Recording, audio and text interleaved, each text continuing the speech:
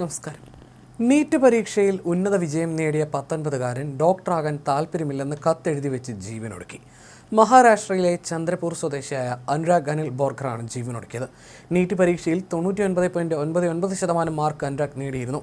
ഡോക്ടറാകാൻ താല്പര്യമില്ലെന്നും അതിനാലാണ് ജീവനൊടുക്കുന്നതെന്നും വ്യക്തമാക്കുന്ന ഒരു കുറിപ്പ് വിദ്യാർത്ഥിയുടെ മുറിയിൽ നിന്ന് കണ്ടെടുത്തതായി പോലീസ് അറിയിച്ചു. ഉത്തർപ്രദേശിലെ ഗോരഖ്പൂരിലുള്ള മെഡിക്കൽ കോളേജിൽ MBBS കോഴ്സിന് പ്രവേശനം ലഭിച്ചതിന് തൊട്ടു പിന്നാലെയാണ് സംഭവം. ക്ലാസ് തുടങ്ങാനിരിക്കെ വീട്ടിൽ നിന്ന് യാത്ര തിരിക്കാൻ തയ്യാറെടുക്കുന്നതിന് തൊട്ടു മുമ്പാണ് അനുരാഗ് അനിൽ ബോർക്കർ ജീവനൊടുക്കിയത്. OBC വിഭാഗത്തിൽ 1475 റാങ്ക് നേടിയ ഇദ്ദേഹം നീറ്റ് പരീക്ഷയിൽ മികച്ച പ്രകടനമായിരുന്നു കാഴ്ചവെച്ചത്. കുടുംബത്തോടൊപ്പമാണ് അനുരാഗ് താമസിച്ചിരുന്നത്. ഗോരഖ്പൂരിലേക്ക് പോകുന്നതിന് മുമ്പ് അനുരാഗ് തന്റെ വസതിയിൽ ആത്മഹത്യ ചെയ്തുവെന്നാണ് പോലീസ് പറഞ്ഞത്.